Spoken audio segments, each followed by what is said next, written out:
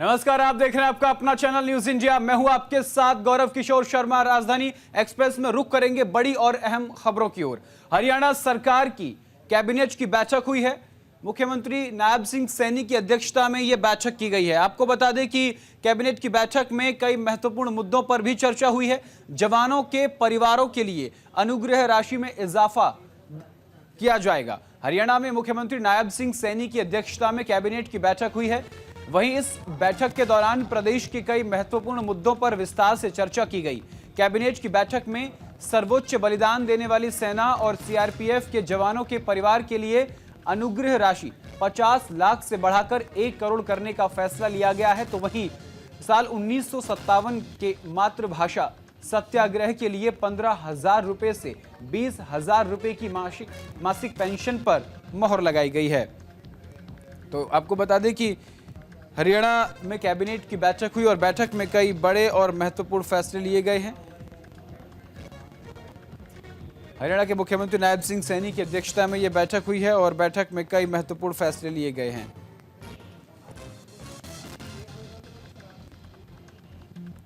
Haryana capital periphery act 1957 का उल्लेख अब पीएमडीए एक्ट में किया है।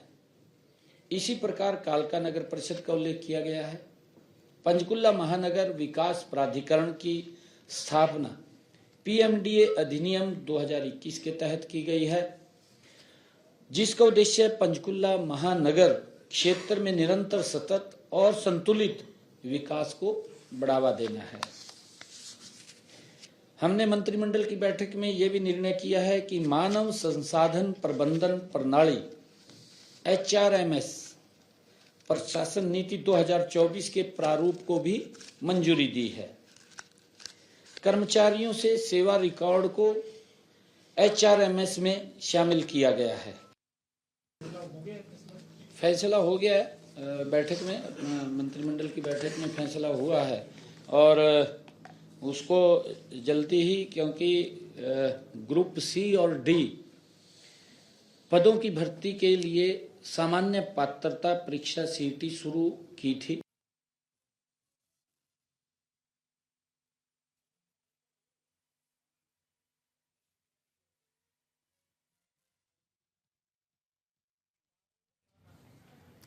और हरियाणा में रेवाड़ी में गृह मंत्री अमित शाह के बयान को लेकर कांग्रेस के विरोध प्रदर्शन पर पूर्व मंत्री डॉक्टर बनवारी लाल ने कांग्रेस को आईना दिखाया और कांग्रेस पर जमकर निशाना साधा है। इसके साथ ही पूर्व मंत्री डॉक्टर बनवारी लाल ने अपनी प्रतिक्रिया दी।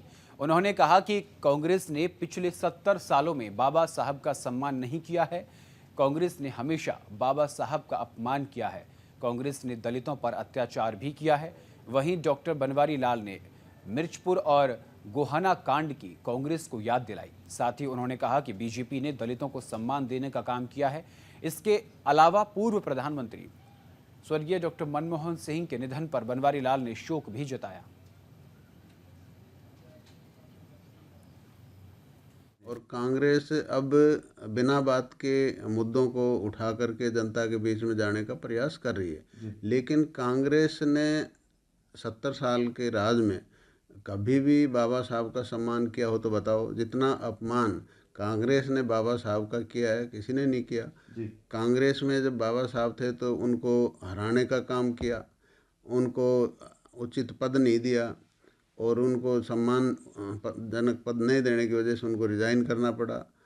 और उसके बाद भारत रत्न के वो हकदार थे, भारत रत्न तक उन्होंने नहीं दिया। वीपी सिंह जी की सरकार आई तो उनको भारत रत्न मिला। कांग्रेस अपना जनाधार खो चुकी है और कांग्रेस अब बिना बात के मुद्दों को उठा करके जनता के बीच में जाने का प्रयास कर रही है, लेकिन कांग्रेस ने 70 साल के राज में कभी भी बाबा साहब का सम्मान किया हो तो बताओ। जितना अपमान कांग्रेस ने बाबा साहब का किया है किसी ने नहीं किया। कांग्रेस में जब बाबा साहब थे तो उनको हराने का काम किया, उनको उचित पद नहीं दिया और उनको सम्मानजनक पद नहीं देने की वजह से उनको रिजाइन करना पड़ा। और उसके बाद भारत रत्न के वो हकदार थे, भारत रत्न तक उन्होंने नहीं दिया। वीपी सिंह जी की सरकार आई तो उनको भारत रत्न मिला। और ओपी चौटाला की अस्थि यात्रा का आज दूसरा दिन है। बता दें कि इस यात्रा की शुरुआत हरियाणा के गुरुग्राम से हुई है। ओपी चौटाला की अस्थियों का कलश ओपी चौटाला के पोते अर्जुन चौटाला लेकर पहुंचे। वहीं 7 जिलों से होकर अंतिम कलश यात्रा गुजरेगी। वहीं 31 दिसंबर को सिरसा के चौधरी देवीलाल स्टेडियम श्रद्धांजलि सभा होगी। बता दें कि 20 दिसंबर को गुरुग्राम के मेदांता अस्पताल में ओपी चौटाला का निधन हुआ था।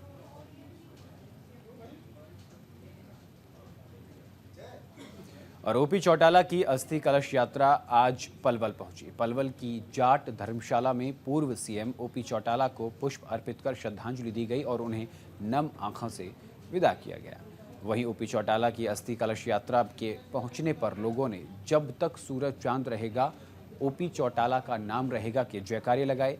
बता दें कि सैकड़ों की संख्या में यात्रा में शामिल हुए लोगों ने उनको श्रद्धांजलि दी, जिसके बाद पार्टी कार्यकर्ता अस्थि कलश को लेकर यमुना नदी में विसर्जित करने के लिए रवाना हुए।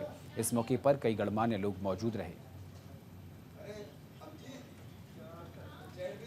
सभी साथी मिलके जो हमारे जमुना मैया है चांद जाएंगे और वहाँ पे आदरणीय चौधरी ओम प्रकाश चौटाला जी की अस्थियों का वहाँ पे विसर्जन करेंगे। और ये चौधरी ओम पर ठीक है, जो आया उसे जाना है, लेकिन जो ये क्षति हुई है इसकी भरपाई होना खाला जी का घर नहीं है। बहुत बड़ा नुकसान हुआ है हरियाणा प्रदेश की राजनीति में। चौधरी ओम प्रकाश चौटाला जी को जिस तरीके से सामाजिक व भौगोलिक ज्ञान था, जिस तरीके से उन्होंने 36 बरादरी के लिए समाज के लिए कार्य करे, आज पूरे हरियाणा प्रदेश की 36 बरादरी को, चाहे वो राजनीतिक हो या सामाजिक हो, हर आदमी को बहुत भारी गहरा शोक है। तो हम सब साथी अपनी शोक सभा श्रद्धांजलि अर्पित करने के बाद चौधरी साहब की अस्थियों को जमुना मैया में हवाले करने, उन्हें सुपुर्द करने जा रहे हैं। और हरियाणा के सिरमौर में बढ़ते ठंड से बचने के लिए लोग अलाव का सहारा ले रहे हैं। वहीं झमाझम बारिश से किसानों में खुशी है। बारिश के चलते तापमान में गिरावट आ गई है। बारिश को पहाड़ी क्षेत्रों की फसल के लिए काफ़ी अच्छा माना जा रहा है। मौसम विभाग ने 2 दिन तक बारिश होने की संभावना जताई थी। वहीं प्रशासन ने लोगों को ठंड से बचने की अपील की है और यात्रा करने से बचने की भी सलाह दी है। और भटिंडा में बस हादसे पर पीएमओ ने दुख जताया है। मृतकों के परिजनों के लिए अपनी संवेदनाएं व्यक्त की हैं। मृतकों और घायलों के लिए बड़े ऐलान किए हैं। ऐलान में कहा गया कि मृतकों के परिवारजनों को 2-2 लाख रुपए दिए जाएंगे। घायलों को इलाज के लिए 50-50 हज़ार रुपए मिलेंगे। पंजाब के भटिंडा में शुक्रवार को एक बड़ा हादसा हुआ था, जिसमें निजी बस हादसे का शिकार हो गई, जिसमें 8 लोगों की मौत हो गई, वहीं 35 लोग घायल हो गए। इस घटना को लेकर प्रधानमंत्री नरेंद्र मोदी ने दुख व्यक्त किया। वहीं इस हादसे पर प्रधानमंत्री कार्यालय ने दुख जताया है। प्रधानमंत्री कार्यालय की तरफ से एक्स अकाउंट पर पोस्ट किया गया और लिखा कि पंजाब के भटिंडा में हुए बस हादसे से वो बेहद दुखी हैं। मृतकों के परिवारों के प्रति संवेदना व्यक्त करते हैं।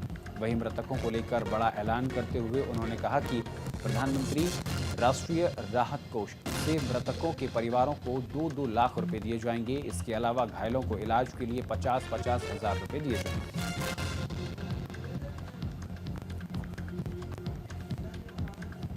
तो आपको बता दें कि प्रधानमंत्री कार्यालय की तरफ से सोशल मीडिया प्लेटफॉर्म एक्स पर पोस्ट करके लिखा गया कि मृतकों के परिवारजनों के प्रति गहरी संवेदनाएं हैं। मृतकों के परिवारजनों को 2-2 लाख रुपए की अनुदान राशि की घोषणा की। साथ ही जो लोग घायल हैं उन घायलों को 50-50 हज़ार रुपए की आर्थिक सहायता का ऐलान किया है। तो भटिंडा में हुए भयानक हादसे पर प्रधानमंत्री ने दुख जताया है।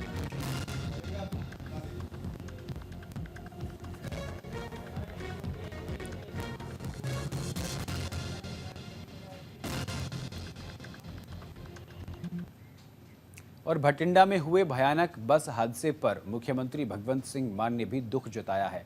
पंजाब के मुख्यमंत्री भगवंत सिंह मान ने सोशल मीडिया प्लेटफॉर्म एक्स पर पोस्ट कर उन्होंने कहा कि भटिंडा में एक निजी बस के हादसाग्रस्त होने से काफ़ी परेशान हूँ। ये दुखदाई खबर मिली है। प्रशासन की टीम मौके पर मौजूद है। घायलों को अस्पताल पहुंचा दिया गया है। बचाव कार्य जारी है। पल पल की अपडेट ले रहा हूं। मैं परमात्मा से दिवंगत आत्माओं की शांति और घायल हुए यात्रियों की जल्द स्वास्थ्य लाभ के लिए प्रार्थना करता हूं।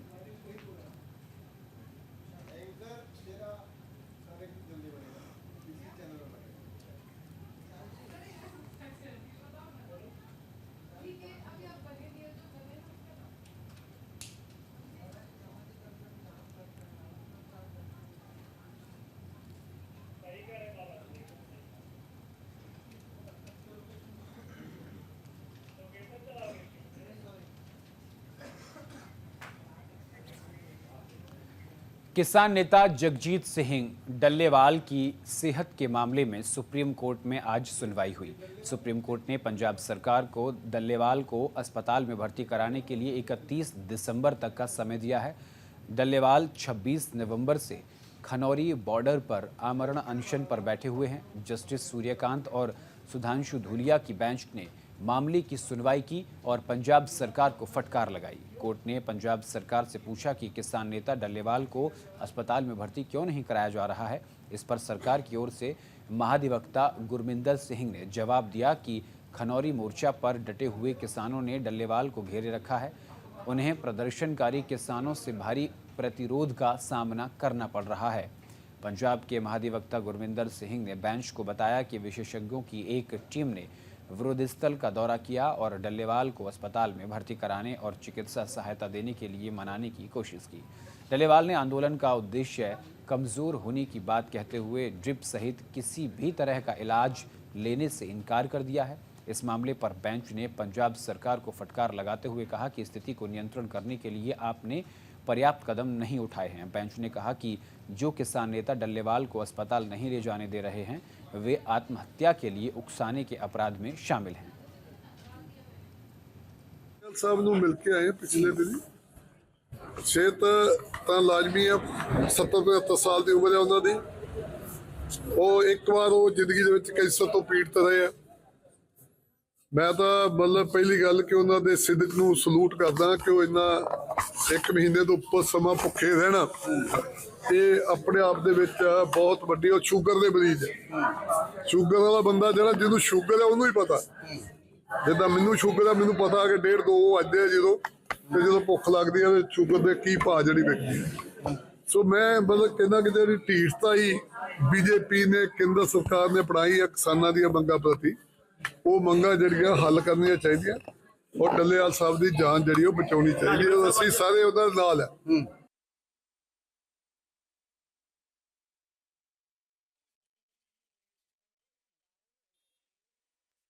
और खबर गुरदासपुर से है, जहां पर चाइना डोर गट्टू पर पंजाब सरकार ने प्रतिबंध लगा दिया है, लेकिन फिर भी इसकी बिक्री तेजी से हो रही है। अब इसके खिलाफ मुहिम शुरू करते हुए शिवसेना नेता हरविंदर सोनी ने ऐलान किया है कि अगर चाइना डोर की वजह से कोई घायल होता है या किसी की मौत होती है तो उस जिले के संबंधित अधिकारी जिनकी जिम्मेदारी थी कि वो इस दरवाजे को बंद कर दें, अगर वो ऐसा नहीं करते हैं तो उनके खिलाफ अदालत में मामला दायर किया जाएगा। उन्होंने कहा कि लगातार लोगों की मौत हो रही है और लोग गंभीर रूप से घायल हो रहे हैं, जिसके लिए प्रशासन जिम्मेदार है।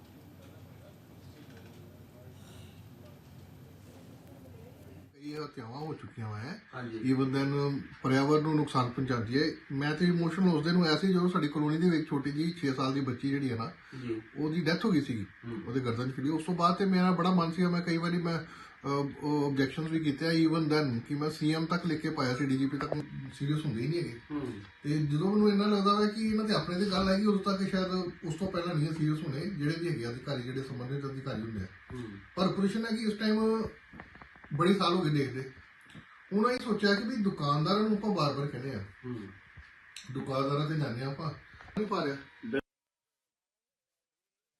और पंजाब के दोराहा में पुलिस विभाग का एक्शन देखने को मिला है। कपड़ों के शोरूम में पुलिस ने छापेमारी की है। कपड़ों की दुकान से नकली सामान भी बरामद हुआ है। बड़ी खबर, बड़ी जानकारी आप तक पहुंचा रहे हैं। ग्राहकों को नकली सामान बेचकर चूना लगाया जा रहा था।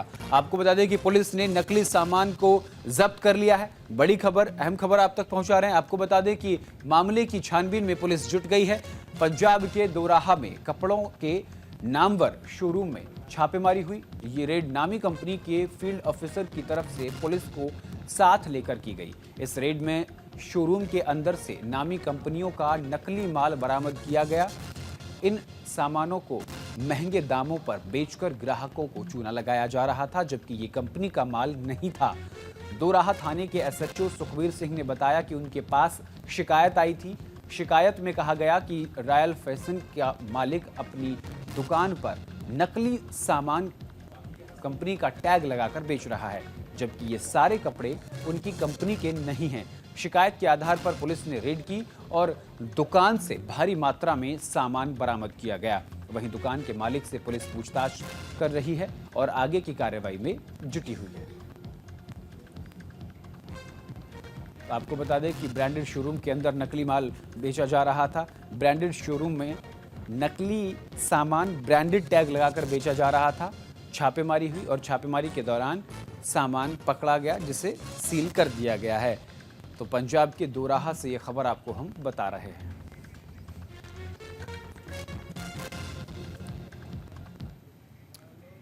और खबर हरियाणा के रेवाड़ी से सामने आ रही है, जहां भारी बारिश और ओले पड़ने के चलते किसानों की फसलें खराब हो गई हैं। बता दें कि मौसम में आए दिन बदलाव के चलते किसानों की सरसों की फसल तबाह हो गई। वहीं तेज आंधी तूफान के कारण सैकड़ों पेड़ टूट गए। वहीं खराब मौसम के कारण बिजली के खंभे भी टूट गए हैं और पूरे इलाके में बिजली की आपूर्ति ठप हो गई है। इसके कारण जिले के करीब 4 दर्जन गांव प्रभावित हुए हैं। किसान लगातार सरकार से मुआवजे की मांग कर रहे हैं। वहीं पूर्व मंत्री डॉक्टर बनवारी लाल ने कहा कि किसानों की मेहनत पर भारी बारिश के चलते पानी फिर गया। साथ ही किसानों को डॉक्टर बनवारी लाल ने मुआवजा दिलाने के लिए सरकार से बात करने की भी बात कही है।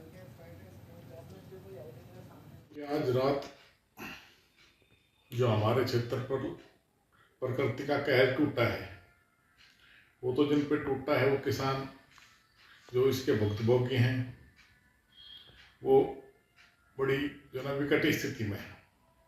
आज जब हम इस बात का पता चला कि इस क्षेत्र में ओलावृष्टि हुई और उसके कारण फसलों का नुकसान हुआ है, तो जब बाउल से हम बीतावास की तरफ गए हैं, तो तमाम बीतावास के रास्ते पर खंबे पेड़ टूट करके वो पूरा रास्ता अवरुद्ध है और बड़ी दिक्कत होकर के हम दूसरे रास्ते से जब वहाँ पहुँचे हैं और जब वहाँ हालात देखी है, तो पता चला है कि इधर पूरा क्षेत्र जिसमें इधर से झाबुआ है, बीतावास है और जड़थल तक आगे तक पूर्ण रूप से सरसों की फसल चौपट हो गई।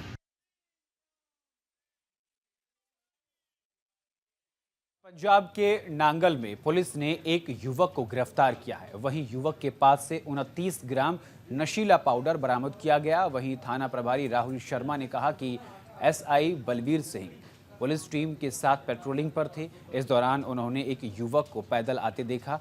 युवक ने पुलिस को देखकर एक लिफाफा फेंक दिया, जिसके बाद पुलिस ने युवक को गिरफ्तार कर लिया और लिफाफे की जांच करने पर उसमें से नशीला पदार्थ बरामद किया गया। वहीं युवक पर मामला दर्ज किया गया है। फिलहाल पुलिस युवक से पूछताछ कर रही है और मामले की छानबीन में जुट गई है। ਐਸਐਸਪੀ ਸਾਹਿਬ ਦੇ ਨਿਸ਼ਾਨ ਨਿਰਦੇਸ਼ਾਂ ਦੇ ਤੇ ਡਿਪਟੀ ਸਾਹਿਬ ਦੀ ਨਿਗਰਾਨੀ ਹੇਠ ਜਿਹੜੀ ਹੈਗੀ ਆਪਣੀ ਨਸ਼ਿਆਂ ਦੇ ਵਿਰੁੱਧ ਜਿਹੜੀ ਮੁਹਿੰਮ ਹੈ ਬਰਕਰਾਰ ਹੈ। ਇਹਦੇ ਵਿੱਚ ਐਫਆਈਆਰ ਨੰਬਰ 176 ਡੇਟਡ 26/12/24 ਨੂੰ ਐਸਆਈ ਬਲਬੀਰ ਸਿੰਘ ਸਮੇਤ ਪੁਲਿਸ ਪਾਰਟੀ ਨੇ ਅਨਾਜ ਮੰਡੀ ਕੋਲ ਜਿਹੜਾ ਨਾਕਾ ਲਾਇਆ ਸੀ। ਤਕਰੀਬ 8 ਵਜੇ ਜਿਹੜਾ ਇੱਕ ਵਿਅਕਤੀ ਆ ਆਉਂਦਾ ਦਿਖਾਈ ਦਿੰਦਾ, ਜਿਹੜਾ ਮੋਮੀ ਲਿਫਾਫੇ ਨੂੰ ਉਹਦੇ ਹੱਥ ਡਰ ਕੇ ਸਿੱਟ ਦਿੰਦਾ ਤੇ ਉਹਨੂੰ ਚੈੱਕ ਕਰਨ ਤੇ ਜਿਹੜਾ ਉਹ ਨਸ਼ੀਲਾ ਪਦਾਰਥ ਜਾਪਦਾ ਹੈ। ਤੇ ਉਸ ਤੋਂ ਬਾਅਦ ਇੰਚਾਰਜ ਚੌਂਕੀ ਨਿਆ ਨੰਗਲ ਸਬ ਇੰਸਪੈਕਟਰ ਸਰਤਾਜ ਵੱਲੋਂ ਜਿਹੜੀ ਹੈਗੀ ਕਾਰਵਾਈ ਅੱਗੇ ਅਮਲ 'ਚ ਲਿਆਂਦੀ ਜਾਂਦੀ ਤੇ ਇਸ ਦੇ ਆਧਾਰ ਤੇ ਜਿਹੜਾ ਉਹਦੇ ਕੋਲ ਜਿਹੜੀ ਰਿਕਵਰੀ ਹੈ ਕਰੀਬ 29 ਗ੍ਰਾਮ ਜਿਹੜਾ ਹੈਗਾ ਵਾਈਟ ਪਾਊਡਰ ਹੈ ਜਿਹੜਾ ਇਹ ਰਿਕਵਰ ਹੋਇਆ ਜੀ। ਉਹਦੇ ਐਸਐਸਪੀ ਸਾਹਿਬ ਦੇ ਨਿਸ਼ਾਨ ਨਿਰਦੇਸ਼ਾਂ ਦੇ ਤੇ ਡਿਪਟੀ ਸਾਹਿਬ ਦੀ ਨਿਗਰਾਨੀ ਹੇਠ ਜਿਹੜੀ ਹੈਗੀ ਆਪਣੀ ਨਸ਼ਿਆਂ ਦੇ। और पंजाब के जलंधर में झमाझम बारिश के बाद तापमान में गिरावट आई है। वहीं बारिश के कारण मेन बाजार में तारों में शॉर्ट सर्किट के चलते आग लग गई, जिसके बाद लोगों में दहशत का माहौल है। घटना का वीडियो भी सामने आया है, जिसमें देखा जा सकता है कि तारों में शॉर्ट सर्किट होने के चलते आग लग गई। आनन फानन में स्थानीय लोगों ने बिजली विभाग को मामले की जानकारी दी और बिजली के कनेक्शन को बंद किया गया। गनीमत की बात ये थी कि इस घटना में किसी भी तरह की जनहानि नहीं हुई।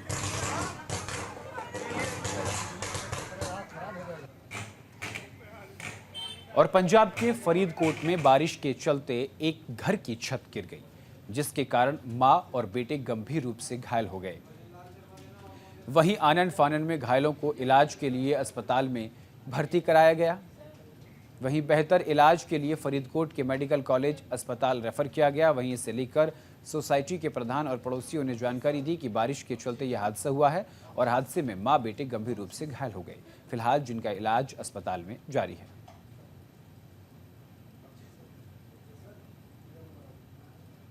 ਆਇਆ ਗੁੜੀਆ ਨੇ ਸਾਨੂੰ ਪਤਾ ਚੱਲਿਆ, ਅਸੀਂ ਭੱਜ ਕੇ ਗਏ ਤਾਂ ਤਕਰੀਬਨ ਪਹੁੰਚ ਗਏ ਸੀ ਸਾਰੇ ਬਰਾਬਰੀ, ਬੱਚੇ ਕੱਢ ਲਏ ਜਾ ਕੇ ਤੇ ਥੋੜੀ ਜੀ ਗੁੜੀਆ ਦੇ ਸੱਟ ਹੈਗੀ ਆ।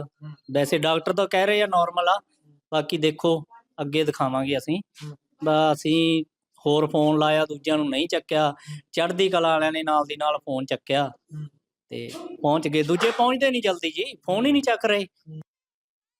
ਮੈਨੂੰ ਤਕਰੀਬਨ 5:30 ਵਜੇ ਇੱਕ ਫੋਨ ਆਇਆ ਸੀ ਐਮਰਜੈਂਸੀ ਨੰਬਰ ਤੇ ਕਿ ਡੇਲੇ ਵਾਲੀ ਪਿੰਡ ਦੇ ਕੱਚੇ ਰਸਤੇ ਤੇ ਇੱਕ ਛੱਤ ਡਿੱਗ ਪਈ ਹੈ ਲੇਡੀਜ਼ ਤੇ ਬੱਚੇ ਤੇ। ਤੁਰੰਤ ਹੀ ਟੀਮ ਲੈ ਕੇ ਐਂਬੂਲੈਂਸ ਸਮੇਤ ਪਹੁੰਚੇ ਆ। ਬੱਬੂ ਮਾਲੜਾ ਜੀ, ਗੋਰਾ ਆਲਖ ਜੀ ਤੇ ਨਵੀਨ ਬੱਬੂ ਜਿੰਦਲ ਜੀ। ਜਦੋਂ ਅਸੀਂ ਗਏ, ਬਾਈ ਸੀਰੇ ਹੋਰੀ, ਬੱਲੀ ਹੋਰੀ, ਬਾਈ ਸੁਖਪ੍ਰੀਤ ਹੋਰਾਂ ਦੀ ਮਦਦ ਨਾਲ ਇਹਨਾਂ ਨੂੰ ਬਾਹਰ ਕੱਢਿਆ ਤੇ ਐਂਬੂਲੈਂਸ ਰਾਹੀਂ ਇਹਨਾਂ ਨੂੰ ਜੈਤੋ ਸਿਵਲ ਹਸਪਤਾਲ 'ਚ ਲਿਆਏ ਆ। ਮੁੱਢਲੀ ਸਹਾਇਤਾ ਦੇ ਦਿੱਤੀ ਗਈ। ਸਟਾਫ ਵੱਲੋਂ ਤਾਂ ਵੈਸੇ ਜੋ ਵੀ ਬਣਦੀ ਆ ਮੁੱਢਲੀ ਸਹਾਇਤਾ ਦੇ ਦਿੱਤੀ ਗਈ ਆ। ਵੈਸੇ ਤਾਂ ਨਾਰਮਲ ਰਹਿ ਗਏ। ਵੈਸੇ ਇੱਕ ਵਾਰੀ ਰੈਫਰ ਪਾ ਦਿੱਤਾ ਗਿਆ। ਜੇ ਰਾਤ ਬਰਾਤੇ ਲੋੜ ਪਈ ਤਾਂ ਇਹਨਾਂ ਨੂੰ ਸਾਡੀ ਹੀ ਐਂਬੂਲੈਂਸ ਰਾਹੀਂ ਅਸੀਂ ਫਰੀਦਕੋਟ ਪਹੁੰਚਦੇ ਕਰ ਦਾਂਗੇ।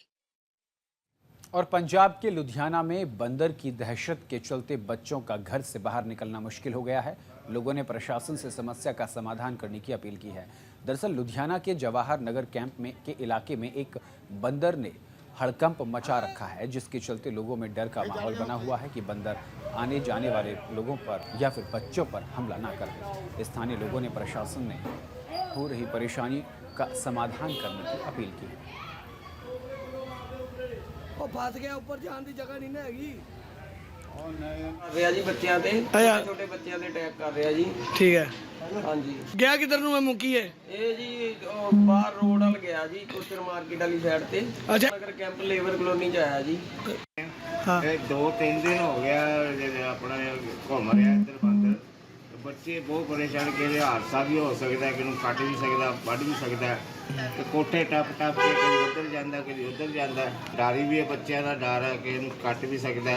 ਨੁਕਸਾਨ ਹੀ ਹੈ, ਬੜੀ ਮਿਹਨਤ ਵਾਲੀ ਗੱਲ ਹੈ।